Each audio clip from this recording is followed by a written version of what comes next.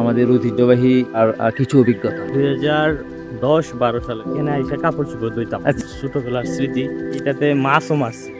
এদিকে beautiful place. আমরা গুহা থেকে বের হয়ে যাচ্ছি। এই বড়টা খুব সাইলেন্স ছাড়া পাবেন, কি ভয়ঙ্কর জায়গা। শুভ সকাল সবাইকে। আমরা আজকে আসছি আমাদের ঐতিহ্যবাহী হবিগঞ্জ শহরের কোয় নদীতে। একটা সময় ছিল যখন সড়ক পথ ছিল না, তখন আসলে এই ধরনের কোয় নদী কিংবা প্রত্যেকটা জেলার যোগাযোগের জন্য নদীপথটাই প্রধান ছিল। আজকে ইট পাথরের দুনিয়া হওয়ার কারণে সেই নদীপথ আর আসলে আগের মতো নেই।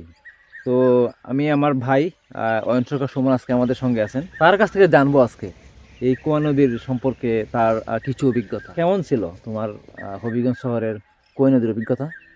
2010-12 সালের কথা। যখন আমি হবিগঞ্জে নোহাটিতে প্লাস যশোরদাতে বসবাস করতাম, দুই এরিয়াতেই আমার বসবাস। আচ্ছা তখনকার সময়ে এই নদীতে আমরা আইসা স্নান করতাম। আচ্ছা। স্নান করার সময় আমরা একটা জিনিস দেখতাম, হুম। যে গরুর বাজারের যে এলাকাটা। প্রধান নৌকা ঘাট ছিল, হ্যাঁ। এই নৌকা ঘাটে একটা ডর ছিল অনেক বড়। আচ্ছা, area, ডহর। ডর।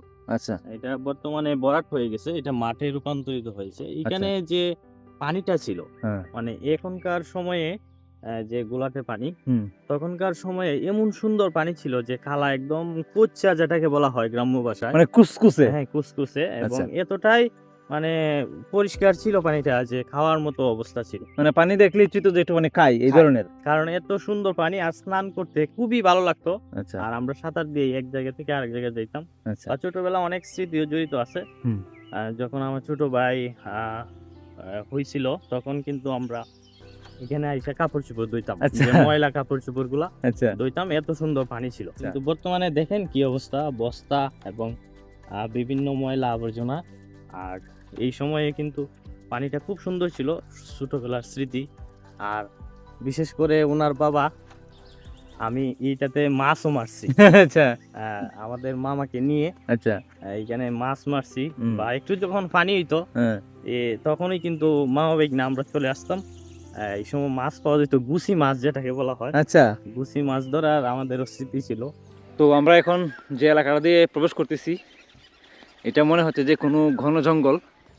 এটা আসলে কোনো ঘন জঙ্গল নয়, এটা আমাদের কোয় নদীর তীরেরই একটা দিক। তো এই জায়গাটা অনেক সুন্দর। এদিকে wow, fine, so beautiful place.